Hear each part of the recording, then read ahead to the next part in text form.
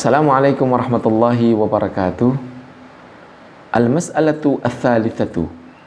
Masalah yang ketiga, halil qabdu syartun li sihhatil waqfi? Apakah al-qabd memegang barang wakaf itu syarat sahnya wakaf? Fi hadhil mas'alati li ahli al-ilmi qaulani. Dalam masalah ini para ulama memiliki dua pendapat. Kama taqaddama, sebagaimana yang kita telah lewat. Walladzina syaratu al-qabda qasuhu 'ala al-hibati. Para ulama yang mensyaratkan harus barang wakaf itu dipegang, diterima, mereka mengkiaskan kepada hibah. Mereka mengkiaskan juga kepada wasiat. Wasiat dan hibah itu menjadi lazim akadnya ketika sudah diqabad, ketika sudah dipegang. Kalau hanya sekedar janji memberikan hibah, maka tidak lazim. Tapi ketika hibah atau wasiat itu sudah di tangan, maka hibah dan wasiat itu menjadi lazim, tidak bisa dikembalikan. Wa qalu huwa tabarru'an bimalin lam yukhrijuhu 'anil maliyati falam yalzam bimujarradihi kal hibati wal wasiyati.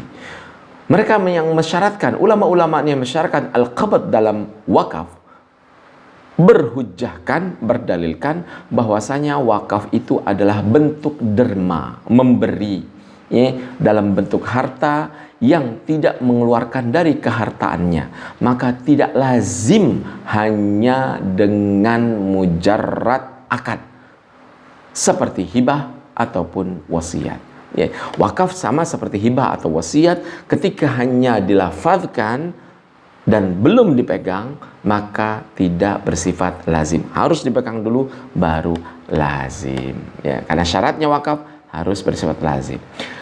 Wal jumhur, sementara mayoritas fuqaha mengatakan ala adam istiratihi, tidak lazim untuk qabd dalam wakaf. Cukup ketika yang wakif melafazkan, saya ingin mewakafkan tanah ini lillahi ta'ala, lil masakin wal fuqara wal muslimin, gitu ya. Saya niatkan ini untuk fakir miskin, untuk fuqara dan miskin.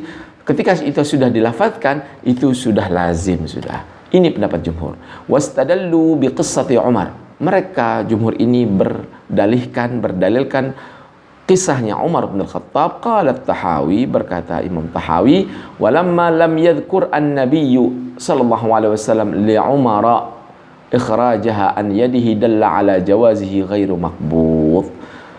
Dan selama Nabi tidak atau belum menyebutkan kepada Umar mengeluarkan wakafnya itu harus dengan dikeluarkan dari tangannya, itu menunjukkan kebolehan wakaf tanpa harus dipegang. Cukup dilafazkan. Wa ajabu an qiyasil waqfi 'alal hibati. Jumhur menjawab pendapat yang pertama yang mengkiaskan wakaf dengan hibah, annal hibata tamlikun mutlak. Sesungguhnya hibah itu beda dengan wakaf. Hibah itu adalah kepemilikan secara mutlak, sehingga dia harus dipegang.